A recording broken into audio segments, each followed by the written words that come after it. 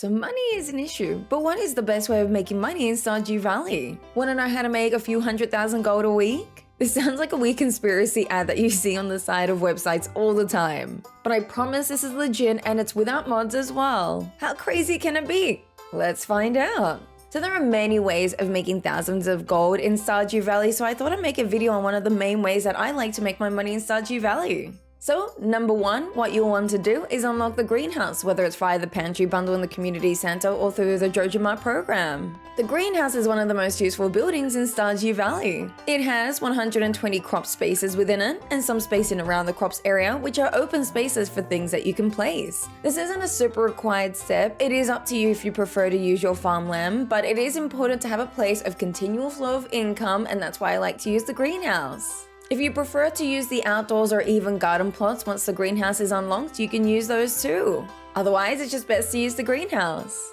Number two is sprinklers. I know that this is a farming game and sprinklers is pretty self-explanatory, but you'll definitely need a few of these. And this will depend on how many spaces you want to cover. If you're going with the greenhouse idea, which is the idea behind this video, you'll either need 6 iridium sprinklers, which can either be crafted or can be bought once from Krobus every Friday at 10,000 gold, or 16 quality sprinklers. Of course, the 6 iridium sprinklers are preferable as you'll gain 8 more crop spaces, which will be important. These sprinklers are just for the greenhouse, so more sprinklers can be bought or made if you decide you want more, which is definitely a good idea if you want to make more money. Number 3 is deluxe Speargrows. Be sure you have a whole bunch of these. This is definitely useful in this suggested method, as they can help speed up the process. These again can either be crafted or can be bought at PS shop at any time for 150 gold, or better yet, buy them from Sandy at the Oasis in Calico Desert for half the price at 80 gold only on Thursdays.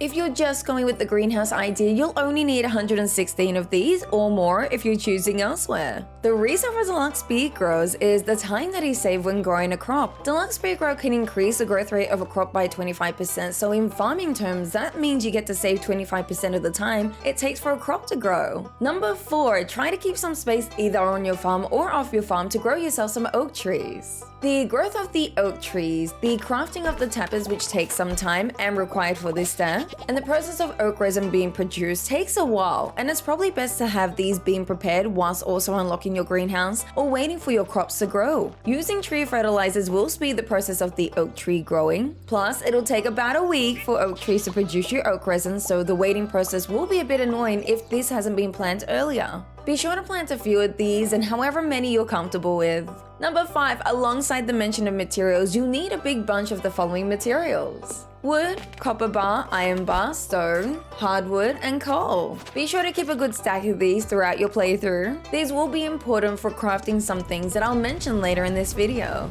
During or after the rebuilding of the greenhouse, it's important to keep a stack of each of these, especially your wood, your iron bar, and your copper bar. And you may be asking, how many of these resources do you need?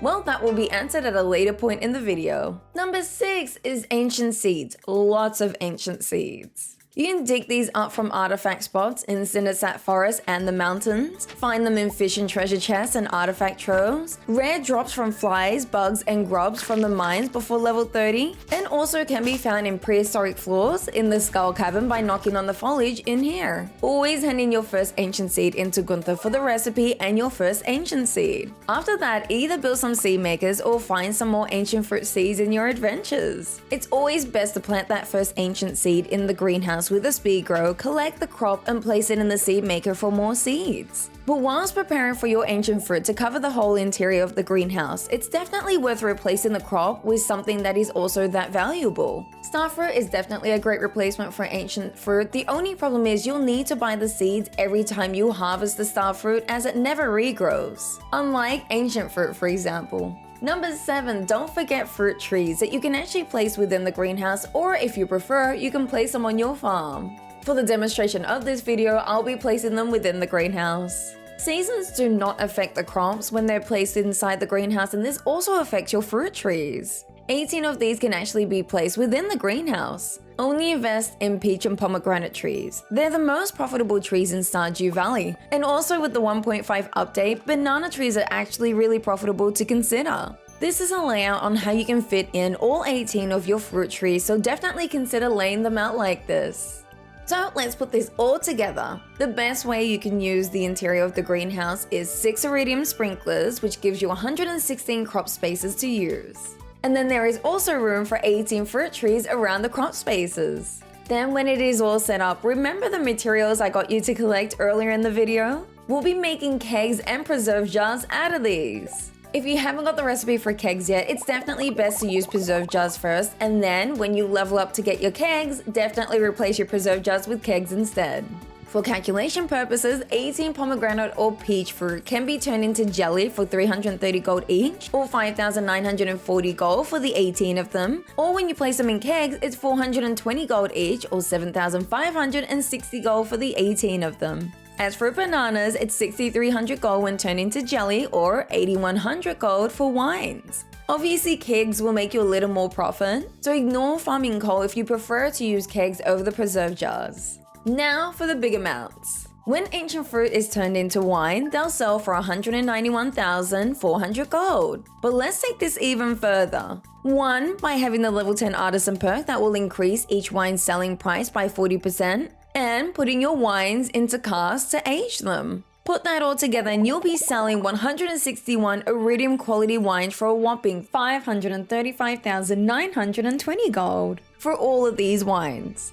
Sure, you'll have to be patient for the wine's quality to improve when placing them in casks, but without aging them, you can sell 116 ancient fruit wines for 267,960 gold per week. Just over 250,000 gold a week for wines is a pretty good deal. And this is how I make easy money through the greenhouse. There is definitely a lot more ways that you could be making money in Stardew Valley, but that's another idea for another video. I hope to see you next time, guys. Take care.